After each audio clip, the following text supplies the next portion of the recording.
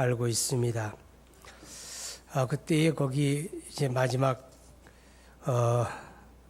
그 공권력이 투입을 돼가지고 해산을 했는데 거기 모여있던 주민들 또 시민단체들 그 사람들을 강제 해산을 하고 그들이 그 머물던 움막을 철거하고 이제 그러한 과정에서 거기에 그 천주교 수녀가 몇 사람 참여하고 있었고 또 사제가 있었던 것 같아요. 근데 그 사제가 그 성체함을 들고 있었는데 그 밀고 당기는 과정에 기 떨어졌어요. 그래가지고 성체가 쏟아졌고 그 성체를 경찰들이 발로 밟았다. 그래가지고 천주교에서 발끈하고 또 신문에서도 뭐 성체를 발로 밟았다. 뭐 성체가 뭔지도 모르면서 그렇게 부추기는 기사를 본 적이 있습니다. 그 성체라고 하는 게 뭔가 하면 천주교에서 그 성찬식 할 때 쓰는 떡을 말해요. 종이장처럼 얇은 건데 동그랗게 만든 게 딱 동전 같습니다. 그 동전 같은 얇은 하얀 떡을 사제가 그 교우들이 입에다 혓바닥에 이렇게 올려주는 겁니다. 그 성찬떡인데 그걸 왜 성체라고 말하는가 하면 그 떡을 이제 공장에서 만들어 오죠. 그 떡을 가져다 놓고 사제가 축복을 합니다. 축복을 하게 되면 그 순간에 그 떡이 예수님의 몸으로 바뀐다는 거예요. 예수님의 몸으로 바뀌어졌으니 그건 거룩한 몸이다. 그래서 성체라고 그래요. 그래서 이제 그것을 함에다 담아놓고 사제의 직무 가운데 하나는 그 성체를 잘 보관하는 거. 그게 이제 사제의 직무 첫 번째가 되어지거든요. 그런데 그 사제가 기도한 그 떡이 땅에 떨어졌고 그 경찰들이 그걸 이제 밟았다고 해가지고 성체를 밟았다. 뭐 그래서 이제 문제를 삼는 것을 보았습니다. 사제가 기도한다고 떡이 예수님의 몸이 되는 법은 없겠지요. 8월 14일 날 바티칸에 교황이 방한을 하게 되는데 아마 교황이 방한을 해서 기도한다고 해도 그 지팡이를 높이 들고 그리고 기도해도 떡은 떡이지 떡이 예수의 몸이 되는 법은 없어요. 자, 그런 것들은 성경의 가르침을 따르는 게 아니라 자기들의 전통을 따르는 하나의 미신에 불과하다 하는 것입니다. 오늘 우리가 1부, 2부, 3부 예배를 통해서 이제 성찬식을 거행하게 되는데 이 성찬식이라고 하는 건 기독교에서 행하는 두 가지 성례전입니다. 기독교의 두 가지 성례전, 하나는 세례식이고 하나는 성찬식이거든요. 왜 이 두 가지만을 행하느냐? 그렇게 이제 물을 수가 있어요. 천주교에서는 7가지 성례전을 행합니다. 그 중에 하나는 이제 세례성사라 그래서 세례식이에요. 두 번째는 견진성사라고 하는 건데 이제 믿음을 견고하게 한다 그런 뜻이에요. 그다음에 세 번째는 이제 떡을 예수님의 몸으로 만드는 성체성사라 그러죠. 그다음에 네 번째는 사제를 이제 세우는 신품성사라고 하는 게 있어요. 다섯 번째는 결혼식, 혼인성사라 그리고 여섯 번째는 죄를 고백하는 고백성사가 있고 일곱 번째는 이제 종부성사라고 해서 환자들이 죽어갈 때 그 마지막에 이제 기도해 주는 거를 종부성사 그렇게 말해요. 7가지 성례를 행하는데 왜 기독교에서는 2가지만 행하느냐? 왜 세례와 성찬식만 성례로 인정하느냐? 그 이유가 있어요. 그게 다름이 아니라 그리스도 예수님이 친히 제정하신 것은 그 2가지밖에 없는 거예요. 예수님이 직접 너희는 가서 모든 족속으로 제자를 삼아 아버지와 아들과 성령의 이름으로 세례를 주고 내가 너희에게 분부한 모든 것 가르쳐 지키게 하라. 세례를 줘라. 예수님이 명령하신 거예요. 그다음에 두 번째 성찬식은 오늘 19절에 보게 되면 떡을 가져 감사 기도하시고 떼어 그들에게 주시며 이르시되 이것은 너희를 위하여 주는 내 몸이라. 너희가 이를 행하여 나를 기념하라 하시고 예수님께서 친히 세례식과 성찬식을 제정해 주셨어요. 그것 외에는 예수님이 제정한 게 없어요. 그래서 기독교에서는 세례와 성찬 이 두 가지만을 이제 성례로 행하게 되고 인정하게 됩니다. 자, 그리고 이 성찬식이라고 하는 것은 그리스도의 죽으심을, 십자가 죽으심을 기념하는 그런 의미가 있어요. 기념한다고 말이죠. 읽었던 말씀에 너희를 위하여 주는 내 몸이라 너희가 이를 행하여 나를 기념하라 하시고 기념하라. 자, 그러면 예수님이 십자가에 죽으신 것이 과연 우리가 기념할 만한 일인가? 그런 질문을 갖게 됩니다. 우리가 기념한다고 하는 건 잊지 않기 위한 거잖아요. 그죠? 그럼 기념할 만한 의미가 있어야 기념을 하지요. 예수님이 십자가에 죽으시는 때가 유대인의 유월절이라고 하는 명절에 예수님이 십자가에 죽으셨어요. 그러면 유월절이라고 하는 건 유대인들로서는 기념할 만한 의미가 있는 날이죠. 왜냐하면 그들이 이집트에서 조상으로부터 400년 이상 살면서 그들은 이집트의 노예 집단이었어요. 거기에서 수많은 억압을 당하고 고통을 당하고 시련을 당하고 그러다가 하나님의 은혜 가운데 그들이 이집트로부터 출애굽을 하게 되고 자유를 얻은 날이에요. 그러니까 6월절 그러게 되면 유대인에게는 정말 잊어서 안 되는 기념할 만한 날이죠. 이제 다음 달이면 8월 15일 광복절이 돌아오는데 우리나라가 광복절을 기념하는 것도 마찬가지잖아요. 우리가 일제 36년 동안 억압된 생활을 하다가 하나님의 은혜로 자유를 얻었단 말이에요. 해방되었으니 우리 대한민국 사람들이라면 마땅히 우리가 그것을 잊지 말아야 하니까 기념하는 거예요. 또 요즘에는 뭐 개인적인 기념일도 많이 있잖아요. 그죠? 생일이라고 해서 생일 또 기념해요. 또 뭐 결혼한 날이라고 해서 부부 사이에 또 결혼 기념일 그래가지고 또 지켜요.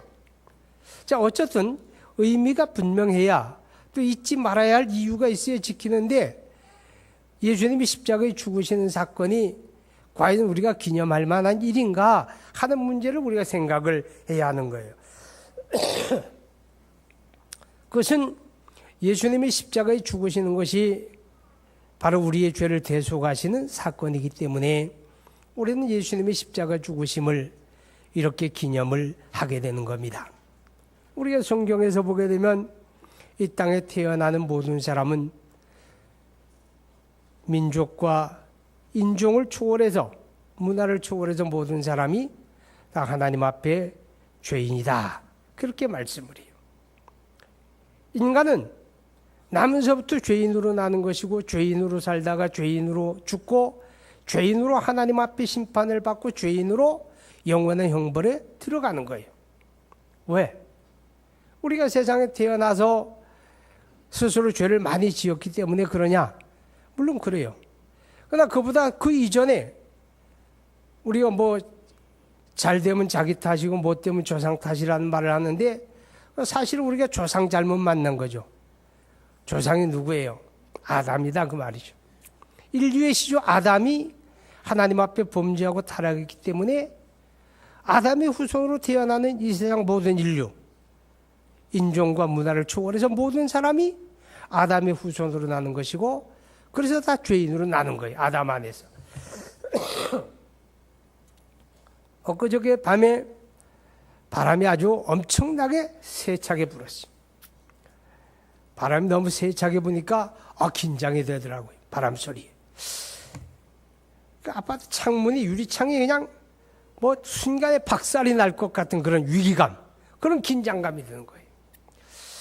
그래서 자다가 일어나가지고 문을 이걸 꼭 닫아야 맞는 건지 또 어떤 사람이 얘기하기를 문을 좀 열어놓는 게 좋다고 그러는데 그래서 가서 문을 닫았다가 또 조금 있다가 너무 세차게 보니까 또 조금 열어놨다가 아니야 열어놓으면 또 덜컹덜컹 흔들리다 깨지는 거 아닐까? 또 닫았다가 또 열었다가 그러다가 난리 샜어요. 자, 세찬 바람에 저 충청도 지역에 과수원이 박살이 났어요.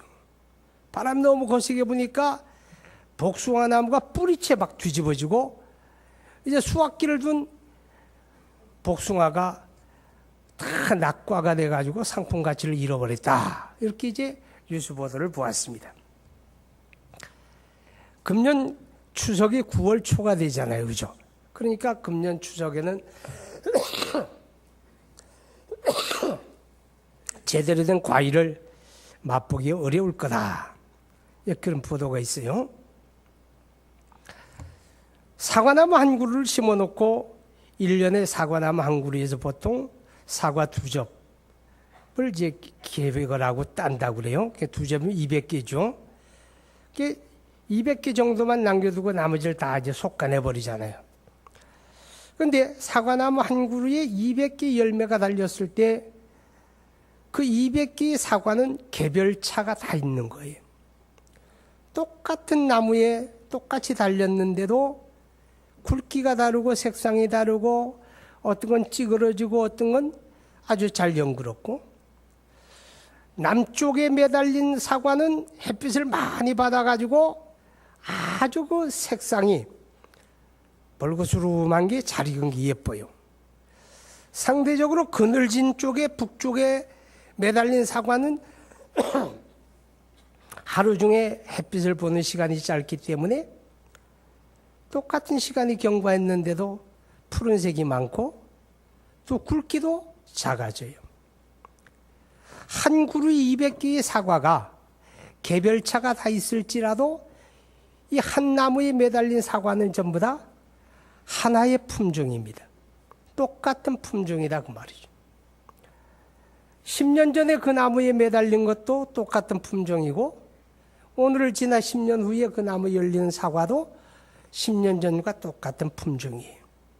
그것과 마찬가지로 이 세상에 존재하는 모든 사람들이 아담의 후손으로 태어났기 때문에 똑같이 아담 안에서 범죄하고 하나님 앞에 타락하게 되었다 하는 것입니다.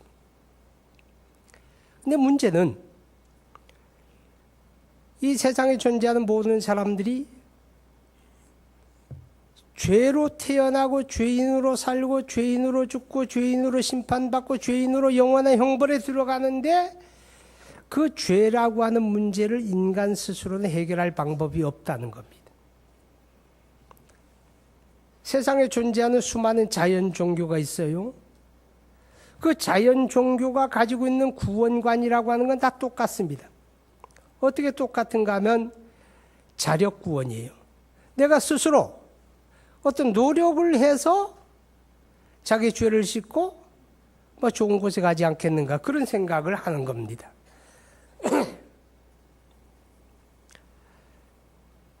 그래서 어떤 종교에서는 고행을 가르치죠.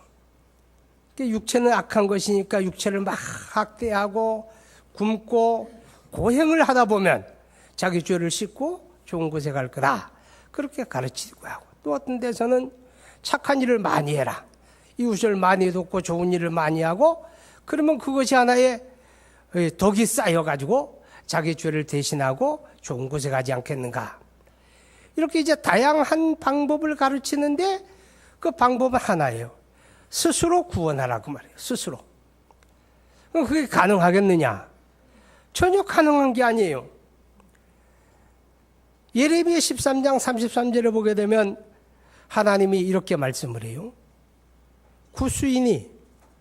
구스인이라고 하게 되면 아프리카 사람을 가르치는 거예요.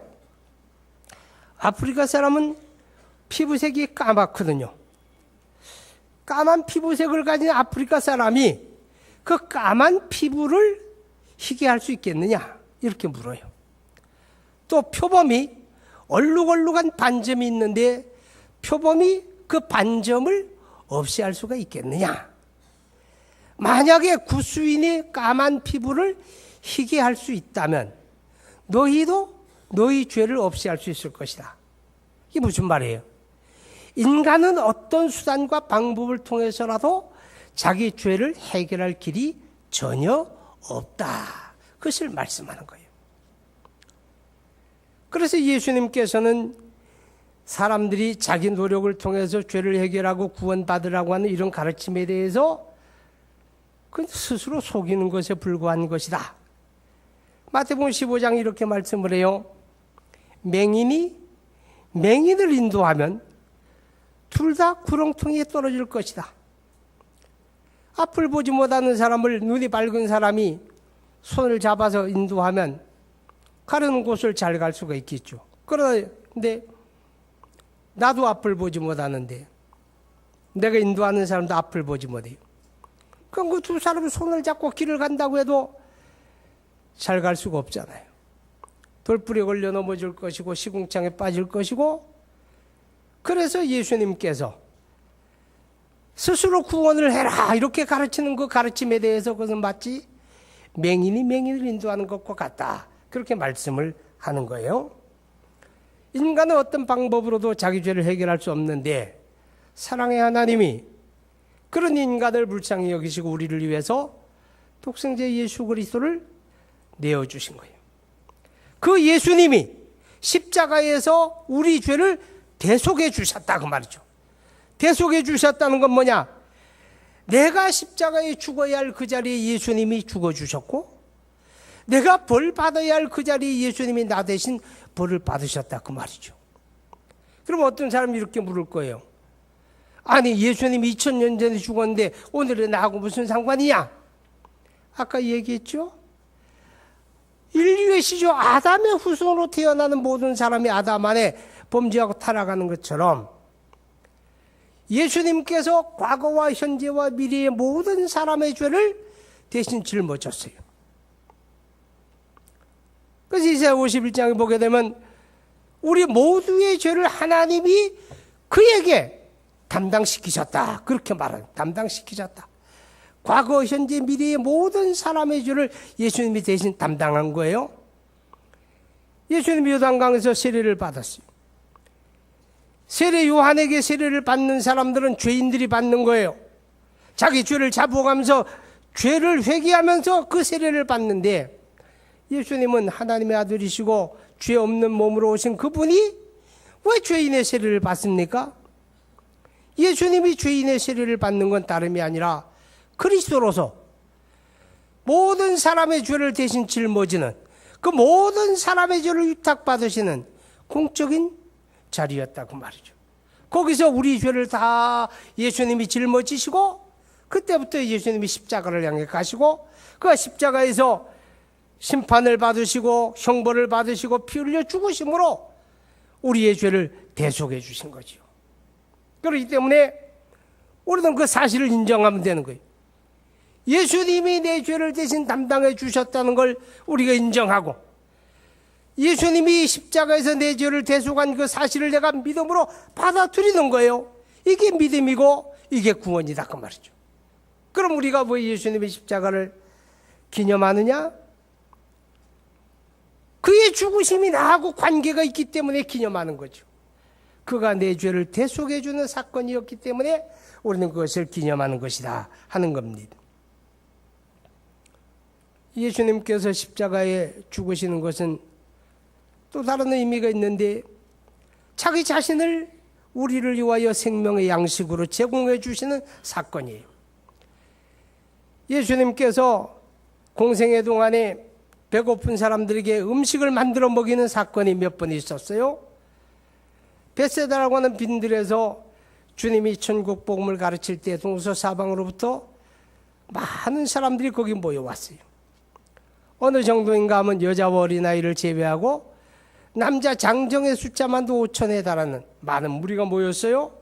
날이 저물어가는 시각, 이제 돌아가야 하는데 갈 길은 멀고 배는 고프고, 우리 주님이 오병이어 물고기 보리떡 5개 물고기 2마리를 가지고 하늘으로 축사하시고 떼어 나누어 주실 때 그들이 다 배불리 먹고 남은 것을 12바구니 차게 거두었다, 이렇게 말씀을 해요. 예수님께서 그냥 배고픈 사람들에게 그냥 떡을 주셨다, 이것이 의미가 아니라 예수님이 배고픈 자들에게 떡을 먹여주셨던 것처럼 그 자신이 생명의 떡으로 자기 자신을 우리에게 제공하신다, 그것을 말씀하는 거예요. 그래서 요한복음 6장은 예수님이 생명의 양식으로 자기를 제공한다는 내용을 설명하는 거예요.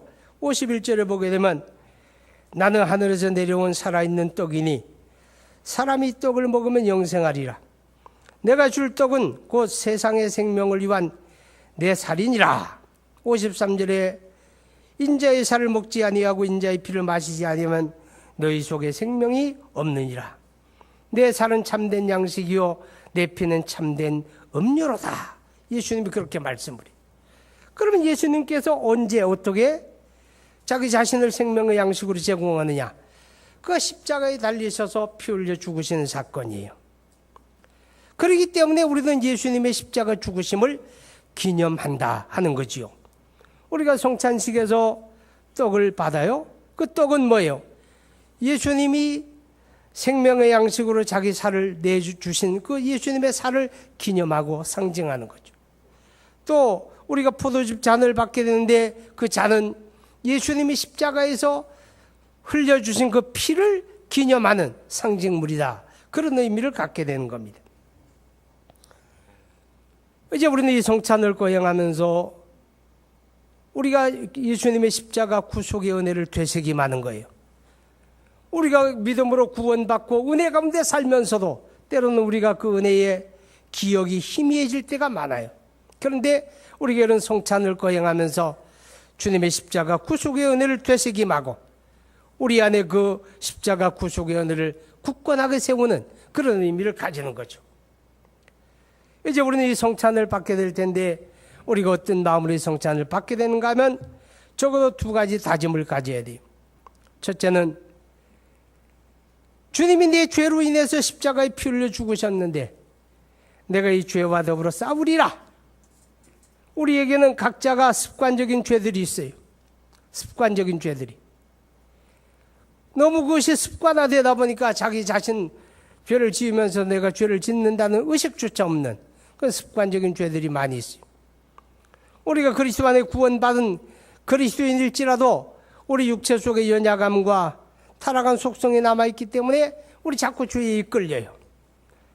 뭐 어쩔 수가 없는 거지 뭐 다 그렇게 사는데 그렇게 생각할 게 아니라 나를 위해 십자가에 피 흘려 죽으신 그리스도의 구속의 은혜를 우리가 되새김하면서 내가 다시는 이 죄에 넘어지지 않으리라. 내가 이 죄를 반복하지 않으리라. 그런 마음의 결단을 가져야 하는 거예요. 물론 우리가 마음에 다짐하고 결단한다고 해서 다 감당한다는 말은 아니에요. 우리가 감당할 만한 그런 능력과 의지를 가진 건 아니에요. 그러나 우리가 믿음으로 결단하고 다짐할 때 하나님은 그의 성령을 통해서 우리로 하여금 감당할 수 있도록 은혜를 주시고 힘을 주시는 거죠. 우리가 성찬식에 다짐해야 하는 두 번째 다짐은 이 십자가 생명의 복음, 이 복음을 전파하리라고 하는 그런 다짐을 가져야 돼요. 지난주에도 그렇고 오늘 주일에도 보니까 새 가족이 하나도 없네요. 전도에서 오는 사람이 없어요. 하나님 앞에 우리가 영과 진리로 예배하는 자리에 어떻게 보게 되면 하나님 앞에 부끄러운 거죠.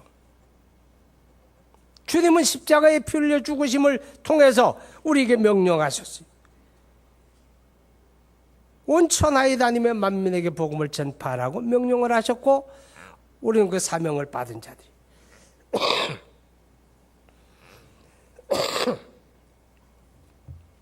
때를 얻든지 못 얻든지 항상 힘쓰라고 말씀을 하는데 제가 며칠 전에 어떤 모임에 말씀을 전해달라는 부탁을 받고 참석을 했는데 예배를 마친 후에 어떤 장로님이 저에게 이렇게 물었어요. 그 교회가 아마 주일 예배를 마치게 되면 사람들을 이제 335 짝을 지어가지고 동서사방에 내보내면서 전도지 나눠주면서 예수 믿고 구원 받으세요. 예수 믿고 구원 받으세요. 그걸 이제 아마 시키나 봐요. 본인이 그걸 해보면서 마음의 회의도 들고 이거 아닌데 아마 그런 생각이 들었겠죠? 그래서 저한테 묻는 거예요. 그렇게 하는 게 옳습니까? 지금도 그렇게 해야 합니까? 그렇게 물으시더라고. 근데 사람들이 복음을 전하는 일에는 뭐 왕도가 없다. 그런 얘기를 하는데 그래요. 복음을 전하는 거야 주님의 명령이지만 어떤 방법으로 어떻게 전하느냐 하는 건 그 시대와 문화와 사람들의 생활 환경과 가치를 따라 방법은 달라져야 하는 거예요. 우리가 거리에 다니면서 전도지 나눠주고 예수 믿고 천국 가세요. 그런다고 해서 사람들이 예수 믿느냐? 물론 그런 가운데서도 하나님의 구원의 은혜는 있겠죠. 그러나 더 많은 경우에 역효과를 가져오게 되죠. 오히려 사람들이 기독교에 대해서 반감을 갖게 하고 아주 싫어하게 하는 그런 역효과가 더 크다는 거죠. 우리 현대 전도는 뭐예요? 예수님이 내 이웃을 내 몸과 같이 사랑하라 말씀했어요. 요즘 범죄가 얼마나 많아요. 다양한 악한 범죄가 그저 어디서나 많이 일어나게 돼요. 그러다 보니까 생면부지의 사람이, 알지도 못한 사람이 가까이 접근을 해오게 되면 사람들이 경계심을 갖게 되고, 저놈이 왜 내게 올까? 내게 무슨 나쁜 짓 하려고 올까? 그런 생각 갖는 거예요. 그러니까 오해를 받을 수도 있는 거예요. 그러니까 현대 전도는 철저하게 내 주변 사람들을 사랑하고 그들을 사랑으로 섬기고 그들과 더불어 교제하고 어울리는 거예요. 그러는 가운데서 내가 믿는 그리스도에 대해서 기회가 있을 때 소개를 하는 거고, 내가 예수 믿고 받은 은혜를 그들에게 간증하는 거고, 그러면서 전도하는 거예요. 70년대, 80년대는 거리에 다니며 전도해도 그것을 통해서 하나님의 구원 역사가 있었지만, 현대에 와서는 그것이 아주 비효과적이고 비효율적이다 하는 겁니다. 기억하시기 바랍니다. 이웃을 사랑하고 섬기지 아니하고 우리가 생명의 복음을 전할 수는 없다고 하는 겁니다. 그리고 한 가지 더 기억해야 할 것은, 우리가 사람들에게 내가 믿는 그리스도를 소개할 수는 있어도 그 영혼이 예수 믿고 구원받는 것은 내가 하는 일이 아니에요. 그거는 하나님께 맡겨야 돼요. 그건 하나님의 성령으로 하시는 거예요. 하나님의 성령이 일하시는 거예요. 그렇기 때문에 우리는 내가 알고 지내는 직장 동료, 내 생활 이웃에 있는 사람들을 사랑으로 섬기면서 그들에게 내가 믿는 그리스도를 소개하되, 오직 하나님의 성령이 역사하셔서 그 영혼들을 구원해 주실 것을 바라는 그런 기도와 소원을 가지고 감당해야 합니다. 예수님의 십자가 죽으심을 기념하는 이 성찬을 받으면서 오늘 저와 여러분이 두 가지 다짐을 해야 돼요. 내가 죄와 더불어 싸워야 되겠다. 그것이 은혜를 감당하는 거예요. 예수님의 십자가 복음을 내 이웃 사람들에게, 내 사랑하는 가족에게, 내 직장 동료에게 전해야 되겠다. 이 다짐을 가지며 성찬을 받으시는 그런 시간 되기를 바랍니다. 우리 기도합니다. 거룩하신 하나님 아버지, 2014년도도 벌써 7월을 마지막 주일을 맞이합니다. 빠르게 흘러가는 세월에 우리가 시간을 낭비하지 말아야 하고 우리의 주어진 모든 기회 속에 은혜를 감당해야 하는데, 우리의 삶을 돌아보면 그리하지 못했음을 우리가 고백하지 않을 수 없습니다. 이제 후반기 짧은 시간 하나님 우리가 낭비 없이 살아가게 하시고 하나님 앞에 성실하게 되기를 원합니다. 오늘 성찬을 받으면서 그리스도의 십자가 구속의 은혜를 마음속에 되새김하게 하시고 죄와 더불어 싸우리라고 하는 결단을 가지며 그리스도의 십자가 구속의 복음을 사랑하는 가족에게, 이웃에게, 친구에게 전파하리라고 하는 그런 다짐과 결단을 갖게 하여 주시기를 간절히 원합니다. 예수님의 이름으로 기도합니다. 아멘.